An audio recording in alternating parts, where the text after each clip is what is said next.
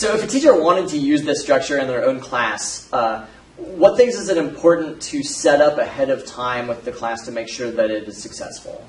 Yeah, that's a good question. So I would not do this in probably the first semester.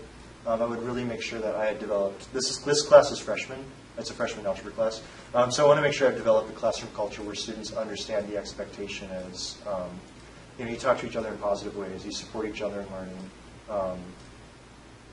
I wouldn't want to just roll this out with a class that wasn't ready to take on a little bit more independence in their learning. So what I like about this activity is I'm not driving the instruction.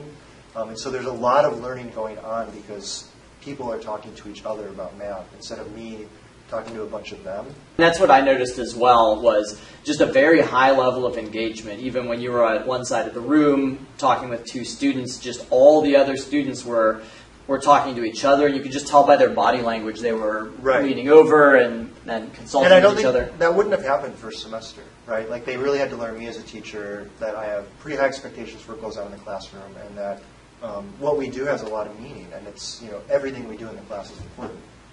You really have to sell that to kids. Because they're not going to necessarily believe that.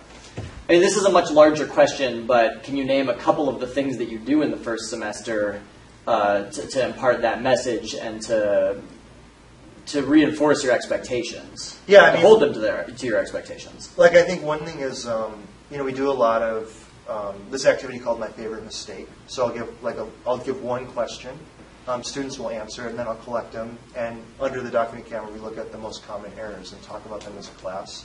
I think one thing that does, especially for students in math classes, is it lowers this anxiety around having a wrong answer. I send a very strong message first semester that math is a process.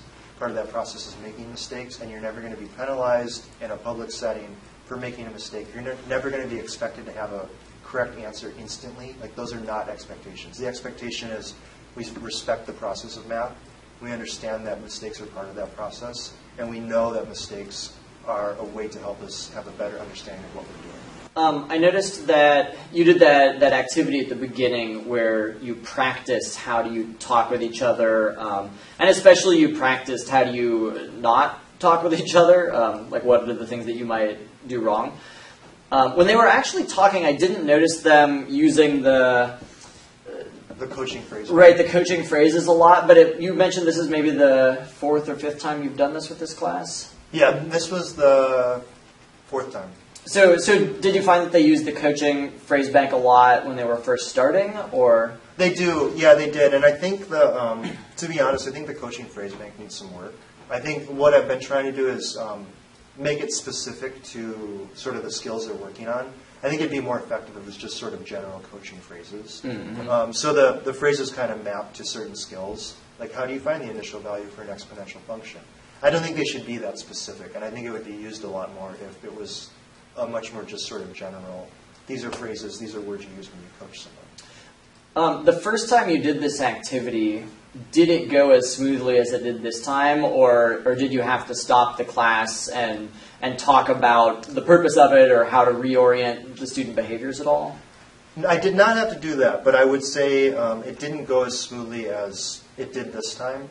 And so some of the things that I felt like were problematic were students could legitimately be a teacher for a skill that they don't know.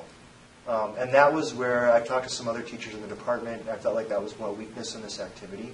And some of the other teachers kind of helped me think through, and that's where the role play thing came from, is just helping them better understand that, you could legitimately be in the situation where you don't know a skill very well and still have to teach it.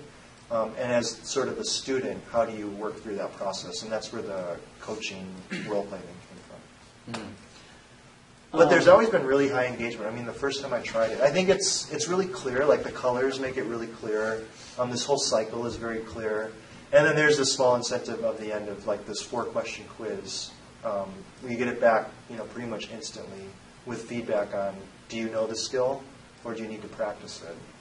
What specific features of this participation structure do you think contribute to the high level of engagement? I think the quick feedback. I think one other teacher has tried this with her class algebra teacher, and she noticed the same thing. Students take the role of teacher very seriously. And that's in the work. The things say you're the teacher, you're the student. And so, you really are taking this role of teacher. And the first time I tried it, kids took that role really seriously. They call it, oh, I'm the teacher, you're the student. And they really, I think the word teacher is, especially for students, it's very visceral. Like you say teacher and they think something and they have a strong feeling about that. But the other teacher that tried it, she didn't do the coaching phrase bank, she didn't do the role play activity beforehand, and she did a much shorter version of the activity. How long was yours and how long was hers? Mine runs like 40 minutes to an hour. I think she only did it for about 20 minutes. And she actually let them self-select. So she let kids who wanted to be teachers and who wanted to be students. But again, she said she was really surprised how serious they took the role of teacher. I mean, they really took that role seriously. Yeah, you reminded me. I was going to ask you, I noticed that you told them what their groupings were. How did you decide that? Yeah, that's strategic for sure. I think that's one of the other things that helps with the engagement is there is a higher level student partnered with someone that's a little bit lower level. And did you think about kind of behavioral things at all, or yes, okay, yeah. So it's a 9th grade freshman class. Okay. You would expect behavior problems. So I definitely am strategic in who I partner students with. And some of the worst behaved students have the highest skills. And so putting them with a really low skilled student instills this importance. It's like what I'm doing is important. I'm teaching you how to do this skill. And they don't really have behavior problems during this activity. I think you really have to be thoughtful about what skills are going to be part of this activity. So it's just worked out this way, but it always comes down to 4 essential skills. It doesn't have to be 4. That's not a magic number. It could be 3. It could be 5. I wouldn't make it 10 because a cycle of 10 skills feels very unmanageable. 4 seems manageable. Like, I can do that. Yeah. So you really have to think about what are the most essential skills you want students to know for this unit. For me, it's like, what would they need to know to get a C? And that kind of informs what I make an essential skill of. So I think that's key. You really have to think about the skills. I don't think this is a good activity for concepts. So it's not a time to talk about like end behavior of exponential functions. It's really more to talk about how do you find the initial value, how do you find the multiplier, how do you go from table to equation. Very much skill-based work. It's not good for like conceptual type.